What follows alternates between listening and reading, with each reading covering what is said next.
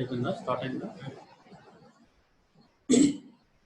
Good afternoon to all today's topic is estimation of serum phosphatase serum phosphate and it is a demonstration class. In this class we are discussing about what is phosphorus, what are the different forms of phosphorus, what are those role in the humans, what are those functions, what are the complications if there is any abnormal phosphorus, what are those complications that may happen in the humans.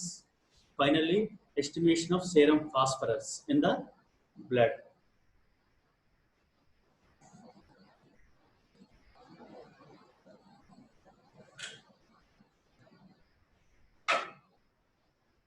So, in the introduction, what is phosphate? So here it is a macro mineral. Phosphate is a macro mineral. In our total human body, it is containing 600 grams of phosphorus that is present. In that 600 grams of phosphorus that is present as a organic form and inorganic form. So most of the phosphorus, 85% of the phosphorus that is stored in the bone tissues. So in the last session we discussed about calcium. That calcium that is 99% that is stored in the bones. So here along with the calcium, 85% of the phosphorus that is stored in the bones as a hydroxyapatite. So here phosphorus in the extracellular or intracellular that is present as organic form and inorganic form. In the organic form of the phosphorus that is mainly present in the DNA and the RNA structure. Here you can see this image. Here it is having a DNA structure. So here phosphate it is providing a backbone structure of the DNA structure. So it is the backbone support to the DNA. So without phosphorus there is no DNA formation. Okay, so here that formation of the backbone of the DNA and the RNA. Next one is formation of high energy compounds. For example, here ATP, adenosine triphosphate. Here from the ATP we are getting energy. So energy that is mostly depending on the phosphorus concentrations. So here that is about organic form.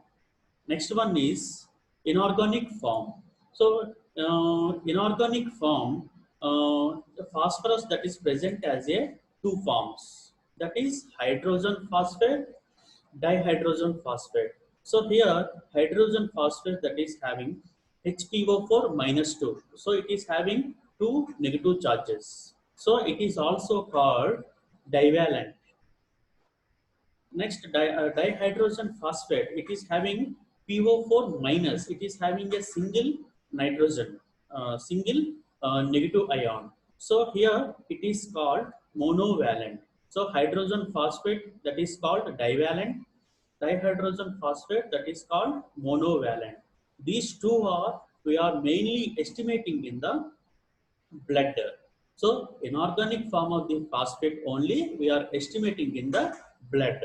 So in the blood, mainly phosphate that is present as a that 55% that is free phosphate.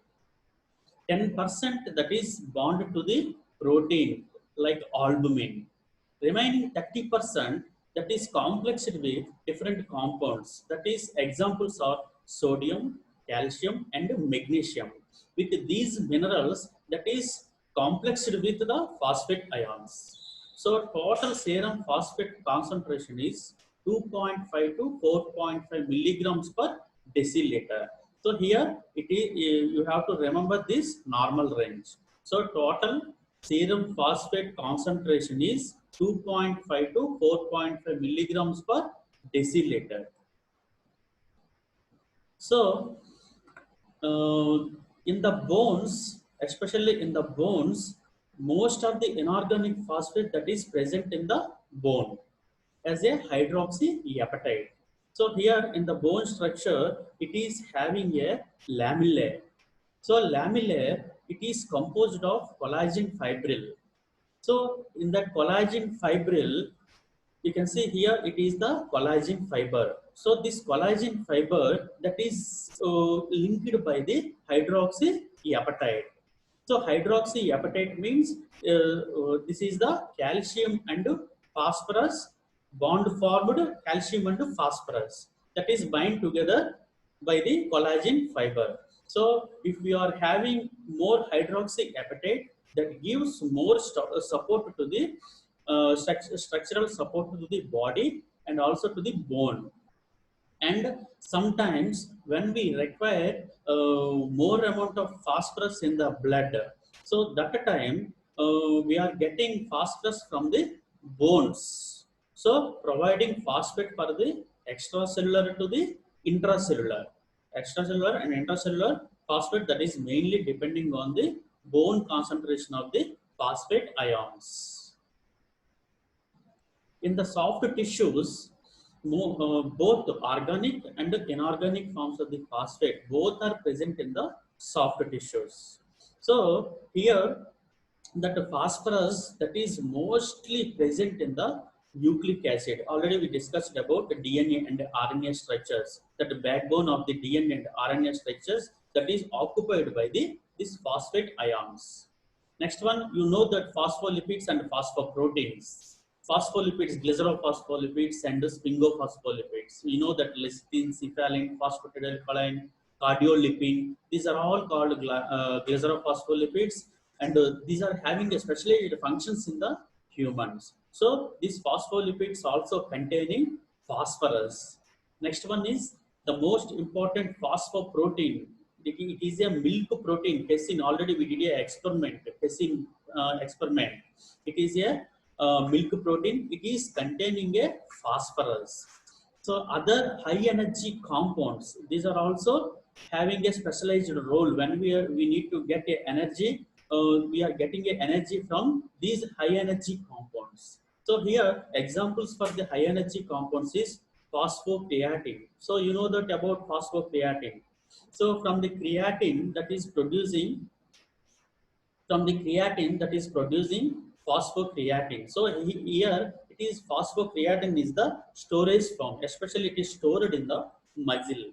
So when the muscle require energy, that takes energy from the phosphocreatine. Next one is phosphoenol pyruvate. This is one of the product from the glycolysis, final product from the phosphoenol pyruvate that is producing pyruvate. So here phosphoenol pyruvate that is having a phosphate ions. So from the phosphate ions, then after that is converted to the pyruvate that is producing one ATP ion also. So here another examples for the high energy compounds are adenosine triphosphate, guanosine triphosphate. All these nucleotides are containing phosphate ions. Next, another example is cyclic AMP, NADP, NADPH. These are all phosphate related compounds. Phosphates are occupied these compounds, and these are having a specialized functions on the humans. This is the normal regulation of the phosphorus in the blood. So from the blood, where we are getting from the through diet. So when we are taking proper diet, we are getting phosphate. When we are getting proper diet, phosphate we are getting into the intestine. So here absorption of the phosphate in the intestine, that is mainly depending on active vitamin D. So when we are having active vitamin D, that the absorption rate is increased. Then that phosphate released into the blood. So here that the phosphate concentration, regulation of the phosphorus in the blood, that is regulated by mainly three organs. What is that? One is thyroid, parathyroid gland. Second one is kidney, and the third one is bone. So in these three, that controls that phosphate concentration in the blood. So along with the calcium, phosphorus also that is reached to the kidney. Here in the kidney, that filtration that is takes place. In the normally, phosphorus reabsorption that is specially takes place in proximal convoluted tubule only. So here in the proximal convoluted tubule, phosphorus reabsorbed and that is again enters into the blood. That remaining amount only that is excreted. So here, when the calcium concentration is reduced, parathyroid gland that releases parathyroid hormone. When the concentration of the calcium that is reduced, that parathyroid glands releases parathyroid hormone. This parathyroid hormone action especially takes place in the kidney as well as in the bone also. So first we will discuss about in the kidney. Parathyroid hormone, when it is released into the blood, that is reached to the kidney. So here in the last session in the calcium, when we are discussing about calcium, we are already discussed about parathyroid hormone action on kidney. So here parathyroid hormone, when it is reached to the kidney, here it controls kidney.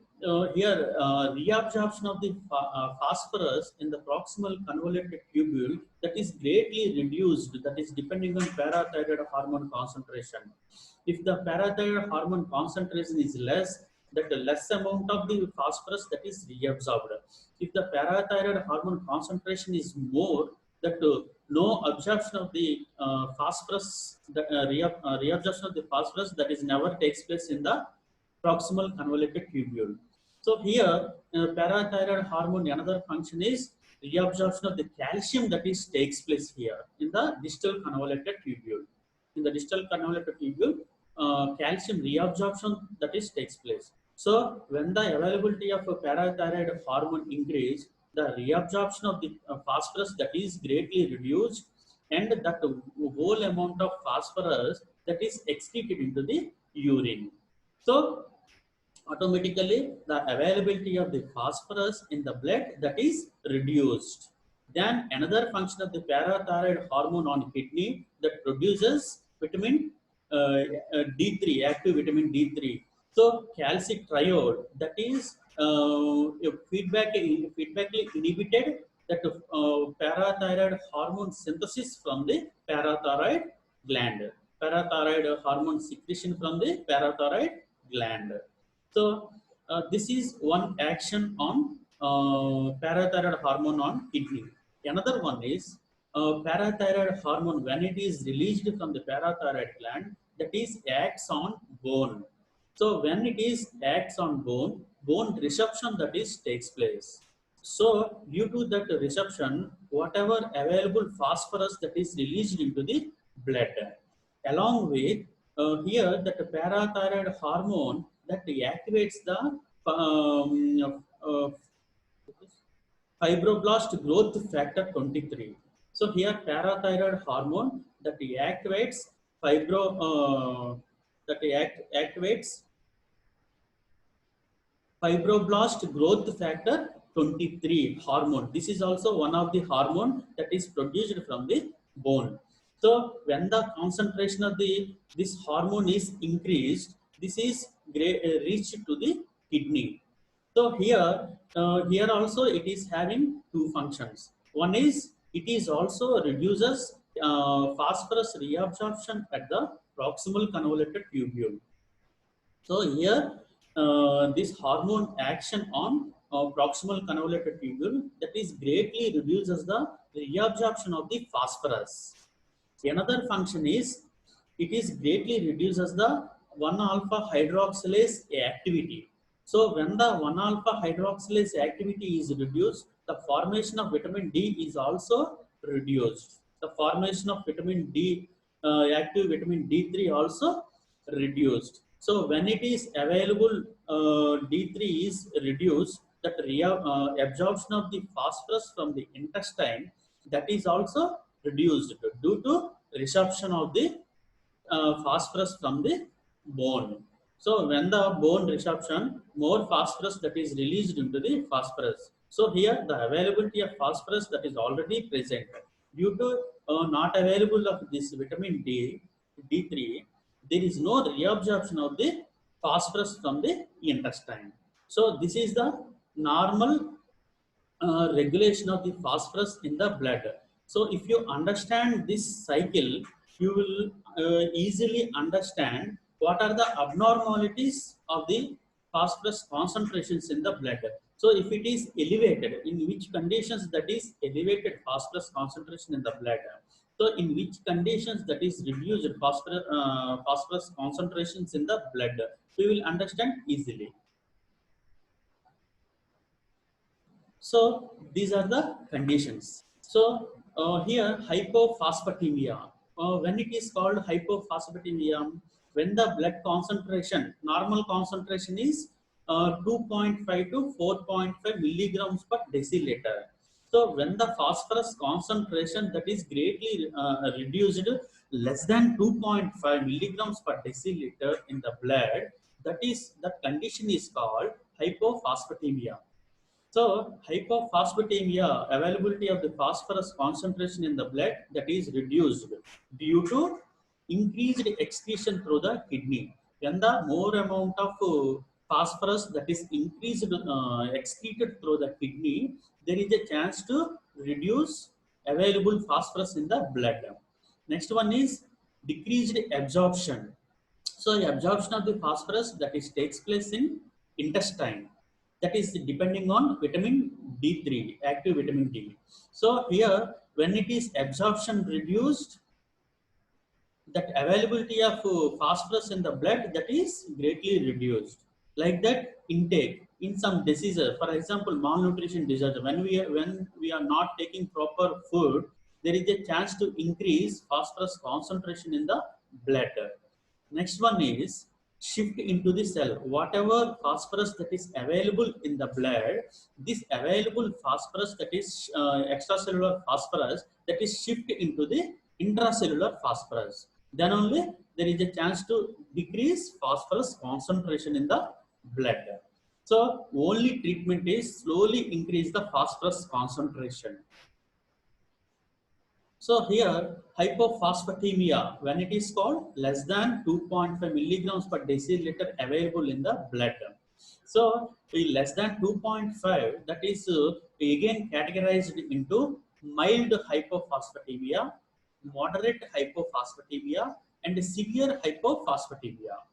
So here, mild hypophosphatemia, that concentration, if it is blood containing 1.5 to 2.4 milligrams per deciliter, in these conditions, that is called mild hypophosphatemia. So in that mild hypophosphatemia, we never shows that any signs and symptoms. So no signs and symptoms. Next one is moderate hypophosphatemia. When the blood concentration of the phosphorus that is 1 to 1.5 milligrams per deciliter, that condition is called moderate hypophosphatemia. In that moderate hypophosphatemia, that is showing some symptoms like muscle weakness, acute respiratory failure.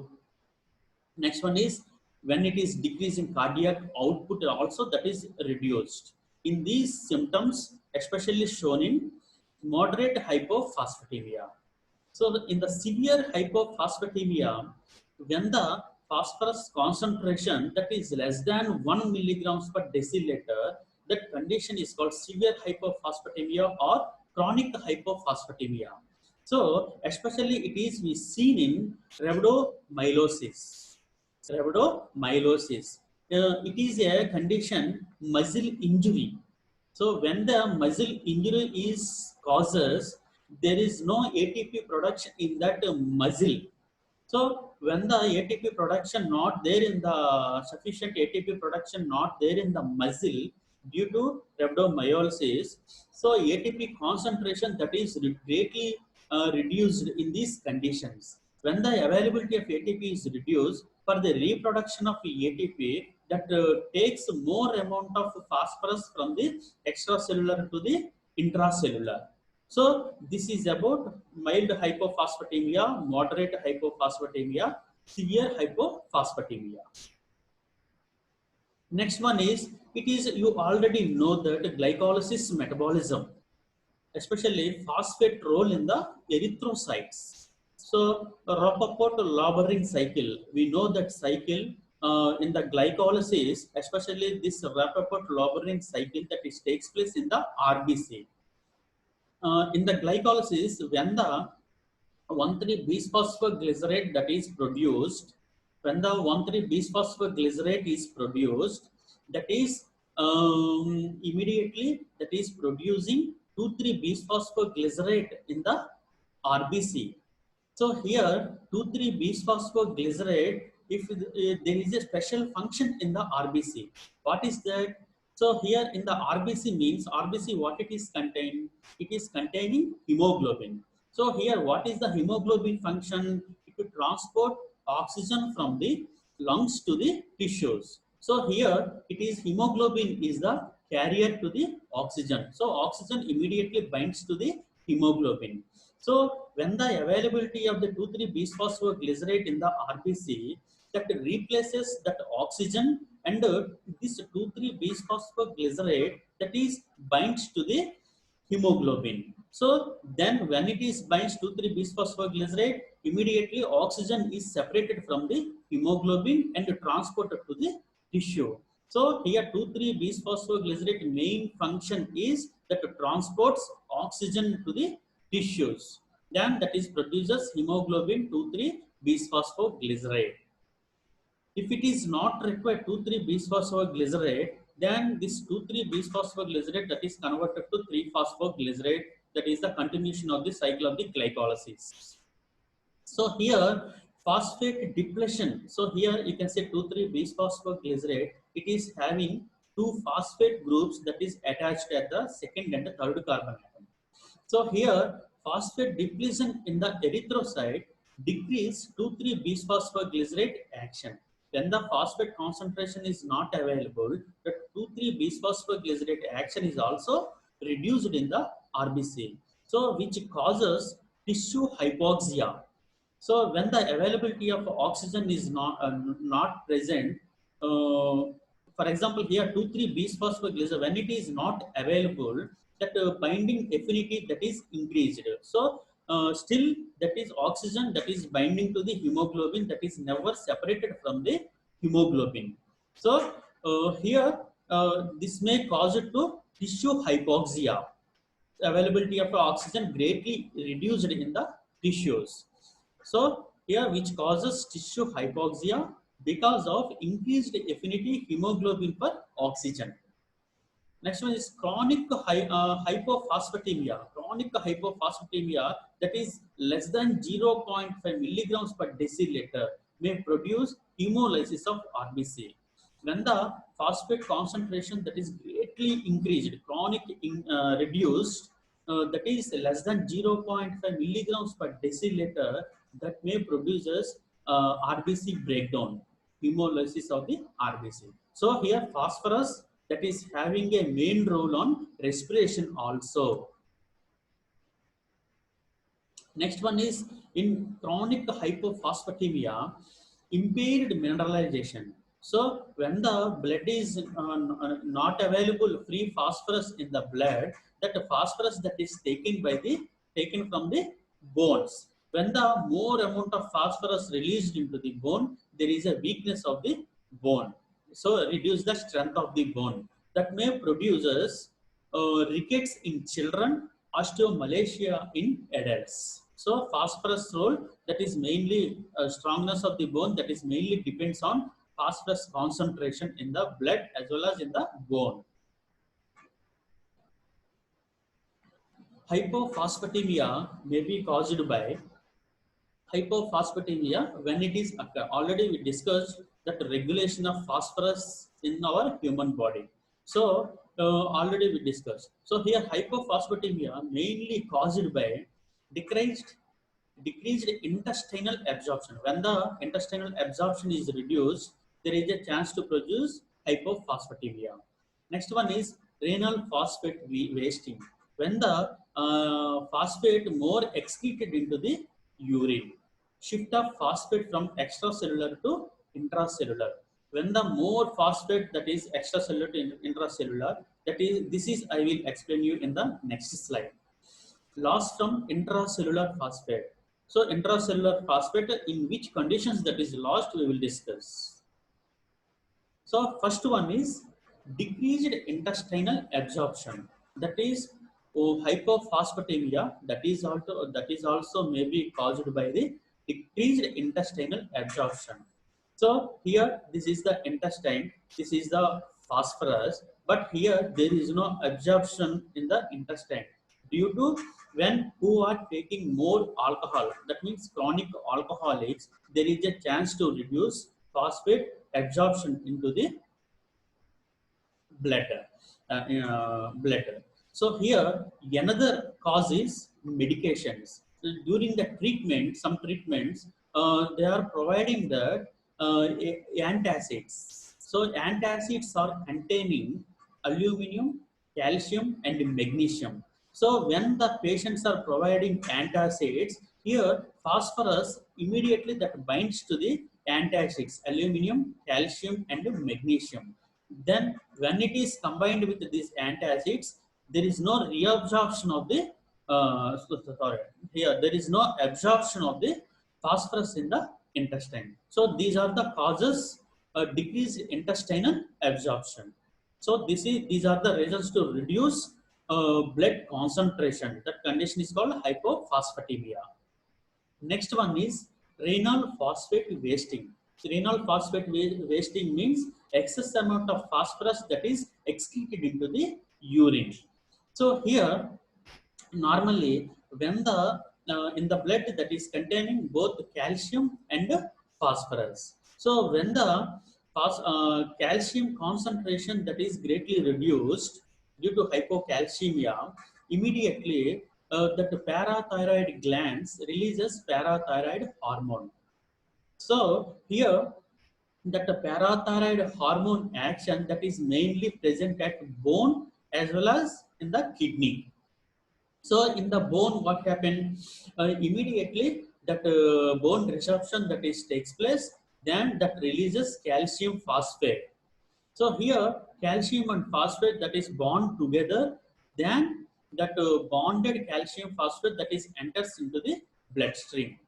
But here in the bloodstream, when it is reached calcium phosphate bonded, still that calcium concentration is low because that availability of free calcium that is not increased. That calcium that is already binded with the phosphate ions. So this calcium phosphate then reach to the nephron, kidney.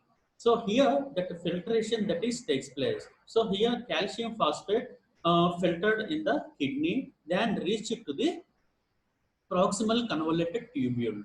So here, due to this parathyroid hormone action on kidney, especially this parathyroid hormone action in the proximal convoluted tubule, so here that phosphate reabsorption that is takes place. So due to this parathyroid hormone action, it is greatly inhibit the reabsorption of the phosphate.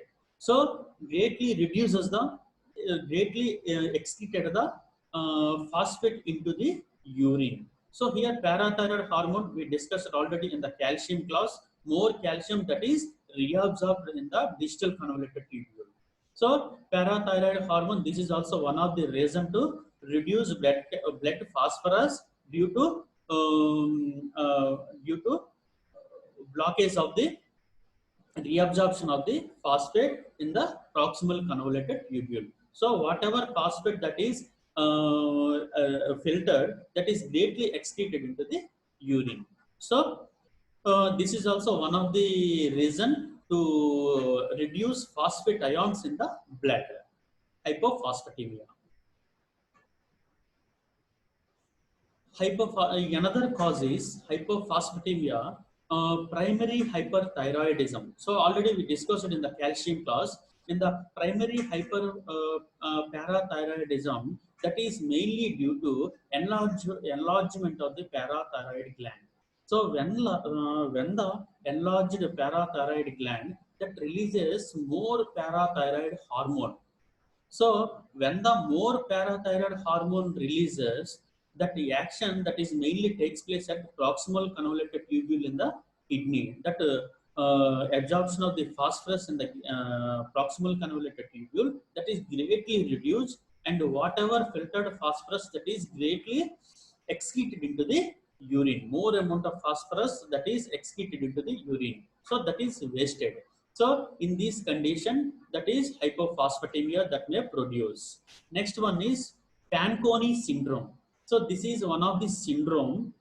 Here in this syndrome, that availability of the parathyroid hormone is present, but that parathyroid hormone action that is not takes place in the proximal convoluted tubule. Why? Because in this Fanconi syndrome, that the ability of the reabsorption of the proximal convoluted tubule that is greatly reduced. The sensitivity of the proximal convoluted tubule to the phosphorus that is greatly reduced. So in this reason, that phosphorus is not reabsorbed in the proximal convoluted tubule, and that is also that is excreted into the urine. So this is also reason to hypophosphatemia. What are those? Primary parathyroidism and Fanconi syndrome. Another one is hypophosphatemia causes shift of phosphate from the extracellular to intracellular space. So in this first image, you can see when we are not taking proper food, when during the malnutrition or anorexia nervosa, in some people they are reducing that, trying to reduce their weight to, when they are reducing the food to taking also. So when they are reducing these food, available food, nutrition food, that is never taking.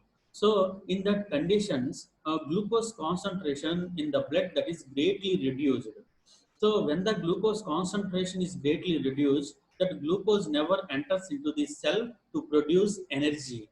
When the energy is not produced, this patient may be a sick.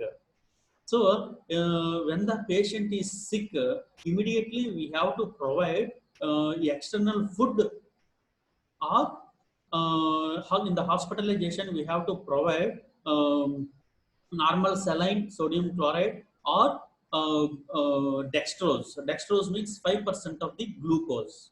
So when we are providing suddenly these nutrition food or dextrose solution, suddenly that elevation of the glucose molecules that is reduced. So when the glucose concentration is increased in the blood, immediately insulin concentration that is released into the blood to take these glucose molecules into the inside the cell. So when this glucose enters into the cell, because of not having energy in this patient, immediately glucose, whatever glucose that is available inside the cell, that glucose has to participate in the glucose breakdown that is called glycolysis. So for that glycolysis, we know that from the glycolysis we are getting some ATP molecules. But here in the glycolysis, in the first three reactions, you can see in the hexokinase and phosphofructokinase, here ATP is utilizing. So here for the breakdown of glucose in the primary steps, that is required phosphorus molecules, adenosine triphosphate molecules. For this, not availability of the ATP inside the cell, immediately that takes phosphate ions from the blood into the inside the cell. Then only that glycolysis that is takes place. So more amount of phosphorus that is transfers into the inside the cell. So this is also one of the reason to reduce availability of phosphorus in the blood, hypophosphatemia.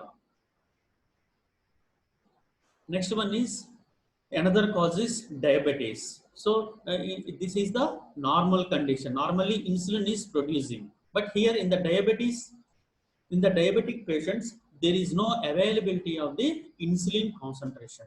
So here in the diabetes, there are more amount of glucose that is present in the blood.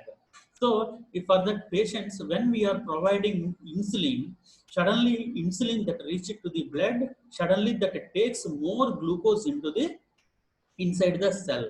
So when the more glucose that is transported into the inside the cell, that glucose has to participate in glycolysis. For this also that require ATP. So immediately whatever available phosphorus that is present in the blood, that is immediately taken by the into the cells for the glycolysis reaction. So this is in the diabetes also This is also one of the reason to produce hypophosphatemia. Next one, another cause is, final cause is respiratory alkalosis. In the respiratory alkalosis, that availability of the carbon dioxide that is greatly reduced in the lungs. So when the carbon dioxide is reduced in the lungs, this carbon dioxide immediately that is taken from the inside the cells to the lungs. So the availability of the carbon dioxide in the blood that is reduced.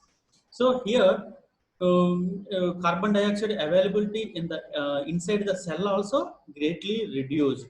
Then when it is reduced carbon dioxide concentration, it may produces inside the cell increase the pH inside the cell.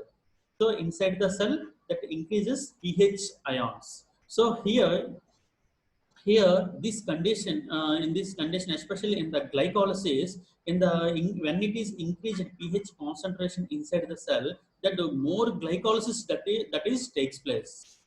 When it is increased pH concentration in the cell, more glycolysis that is takes place, more glycolysis that is takes place. So when it is takes place more glycolysis, it requires more phosphate. So that excess amount of the phosphate that is taken from the blood to the inside the cell. So this is also one of the reason to reduce hypophosphatemia. So that is about hypophosphatemia. Next one is hyperphosphatemia. Next one is hyperphosphatemia. So hyperphosphatemia means when the blood concentration above the 4.5 milligrams per deciliter.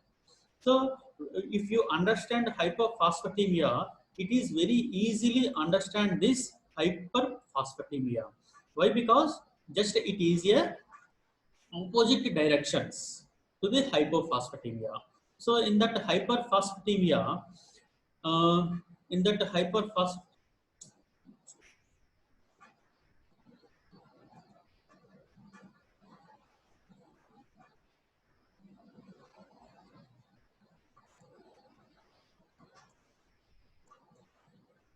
in that hypophosphatemia, mm, increased hypophosphatemia, it is mainly due to intake of food. When we are taking more food, there is a chance to release more absorption of the phosphate into the blood. So here next reason is absorption. Food intake, next one is absorption. When we are taking more food, that is also one reason to produce hyperphosphatemia. Next one is absorption of the food. When the absorption that is takes place in the intestine, when the availability of the vitamin D3, active vitamin D3, the excess, that is also one of the reason to produce more absorption that is takes place in the intestine. That is also one of the reason to produce excess amount of phosphorus. Another reason is decreased excretion. So when the in the kidney excretion that is reduced, that is this is also one of the reason to increase excess amount of phosphorus in the blood. So these are the conditions that is increasing the uh, availability of the phosphorus in the blood. So when the availability of the phosphorus in the blood, that phosphorus when it is binds with the calcium ions, that produces a crystals. Phosphorus calcium crystals are stones, some condition that is producing. So regarding this we will discuss in the last slide.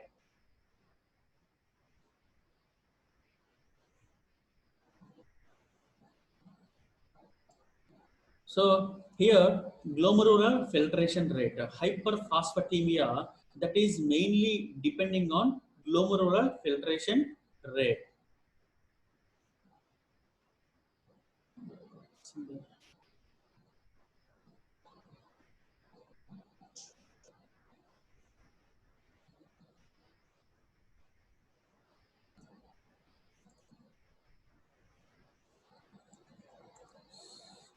Scheme.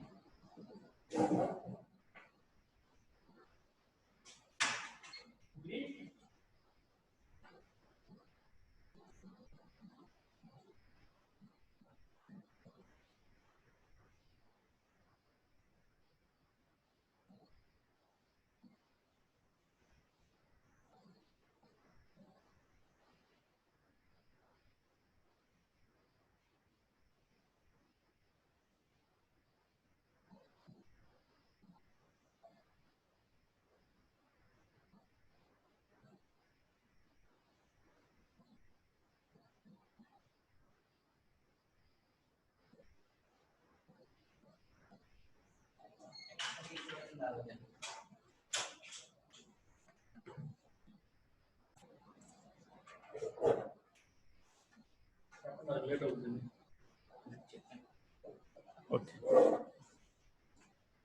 So hyperphosphatemia.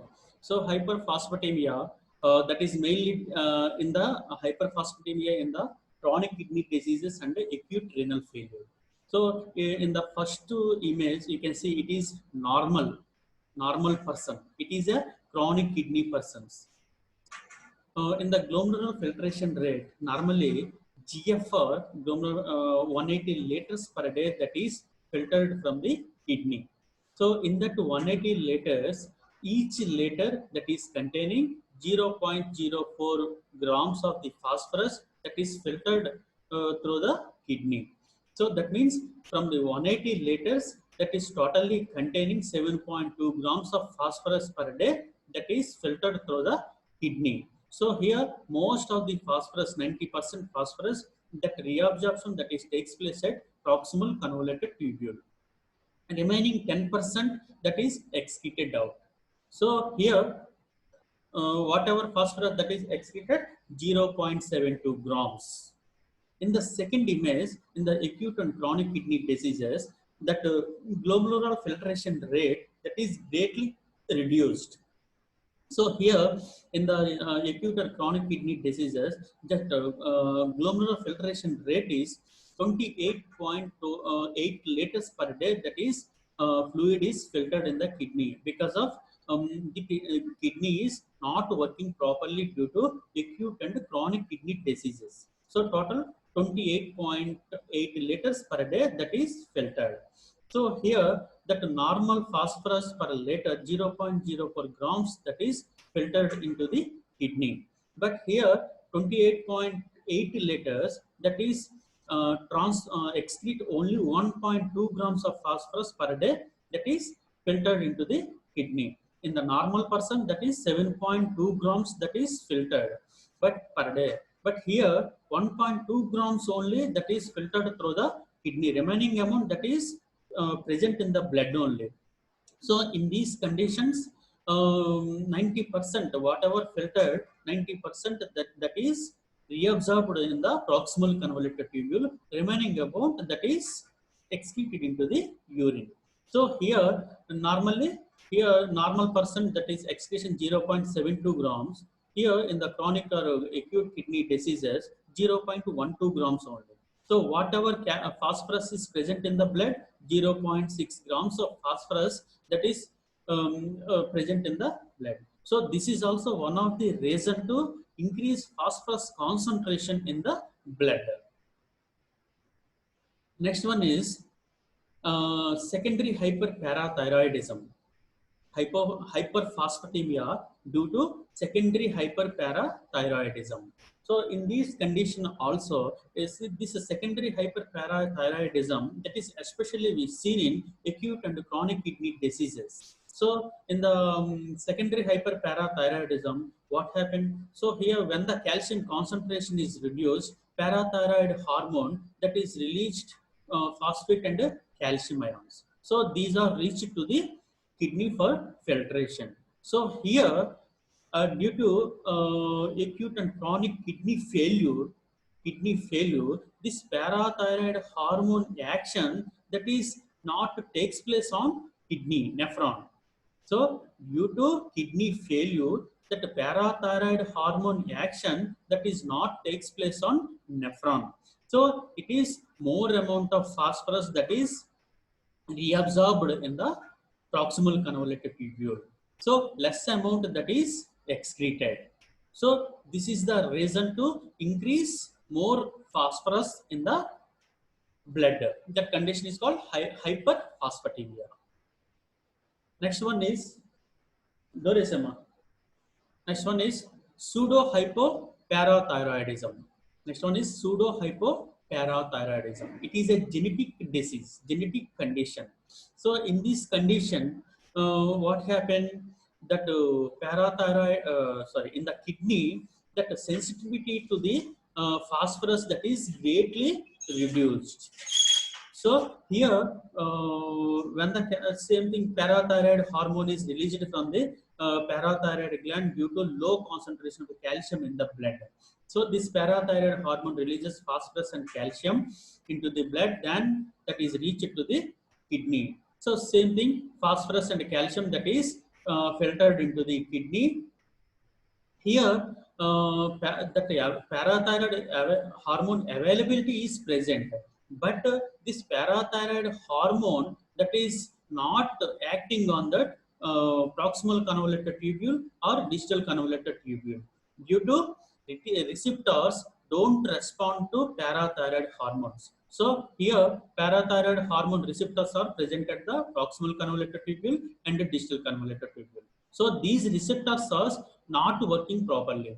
So because of due to this reason, this parathyroid hormone that is not acting on proximal convoluted tubule, distal convoluted tubule. So this is also one of the reason to increase more reabsorption of the phosphorus in the blood. So that condition is hyperphosphatemia. So just it is a opposite to the calcium. So here hyperphosphatemia and also produces hypocalcemia.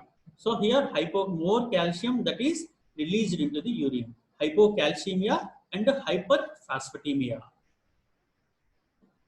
Next reason is respiratory acidosis. So in the respiratory acidosis, the concentration of the carbon dioxide that is increased in the blood. So when the availability of the carbon dioxide that is enters into the cells. So in the cells that is greatly reduces the pH concentration. So, due to this excess amount of carbon dioxide, that greatly reduces the pH concentration inside the cell. That condition is called respiratory acidosis. So, when the lower the pH concentration, the glycolysis that is greatly reduced in the cells. So, when the glycolysis not takes place in the cells, whatever that phosphorus is present in the blood, that is not utilized by these cells. So this is also one of the reason to increase phosphorus concentration in the blood. Next reason is, so most of the phosphorus we know that is stored in the cells. So due to any damage to the cell, that may releases more amount of phosphorus into the blood. So what are the causes to breakage of these cells? One is crush injuries. So any injury that may cause to breakage of the cells. Next one is tumor lysis syndrome. So suddenly, it is especially we seen in the cancer treatment. In the cancer treatment, what happened?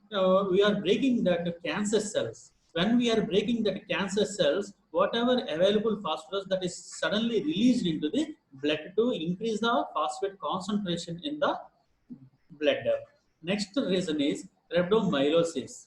So rhabdomyolysis is also one of the reason muscle death, muscle breakdown. So this is also one of the reason to release more phosphate into the blood. So this condition is called hyperphosphatemia.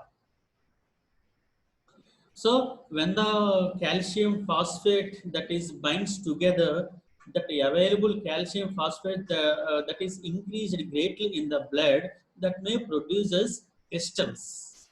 So these crystals may be stored under the skin, blood vessel walls, or joints, or in the kidney. So this condition is called nephrocalcinosis. So this is the image you can see that calcium phosphate occupied to the medulla part, and here in the right side, that cortex part that is greatly occupied by these calcium phosphate crystals. So when it is occupied these crystals, there is no function of the kidney filtration function, that is greatly reduced. So that is about hypophosphatemia and hyperphosphatemia. Next, estimation of serum phosphatase. Estimation of serum phosphate. So here, before going to the estimation of serum phosphate, we need to discuss about our great Indian scientist Ella Pragada Subbarao garu. So here, with the using of method, Fiske Subbarao method, we are estimating the serum phosphate concentration in the blood. So here, he was a great scientist. He was, you can see, he discovered the function of adenosine triphosphate as an energy source in the cell. He was only discovered that adenosine triphosphate, what we are discussed still now in the muscle, whatever those functions, how it is binding with the other compounds, these are all described by the Ella Pragada Subbarao garu. But here he never get any prizes or anything. But but here Fiske, he was the HOD of the biochemistry department. Here, Fiske, he got a Nobel Prize with the discovery of the coenzyme A. Actually, this coenzyme A described by the Ella Pragada Subbarao garu, but that Nobel Prize given to the Fiske, his scientist. So this is the words given by Ellapragada Subbarao garu. Victories of science are rarely won single-handedly. He know that what he won, but here he never got any prizes. But he know that victory of science are rarely won single-handedly. So he was the winner single-handedly.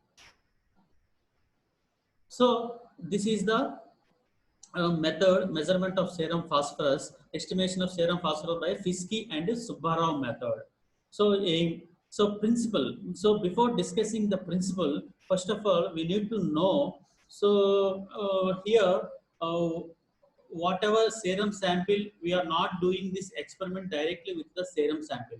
So with the serum sample, first of all we need to separate binded phosphorus with the protein molecules. So here whatever phosphorus that is binds with the protein, that we have to separate that phosphorus from the protein. So here serum, for the separation, serum is treated with trichloroacetic acid. When the serum is treated with trichloroacetic acid, protein is separated from the phosphate. So then that is produces protein-free filtrate. Then we are adding in the procedure, we are adding blank standard tester.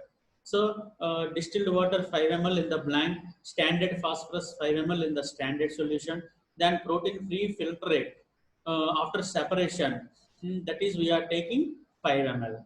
So next we are adding molybdate 2 reagent to the 1 ml in the blank, 1 ml in the tester. Molybdate 1 we are adding only in the standard solution. Next one is ANSA, that is added, we are added 0.4 ml to the 3 tubes. Then we are making that 3 ml with the distilled water. So whenever we are adding all these, after filtration, protein-free filtrate is then treated with acid ammonium molybdate to form a phosphomolybdic acid. So when we are adding ammonium molybdate to the blank standard test, that produces phosphomolybdic acid. This then to that phosphomolybdic acid, what we are adding?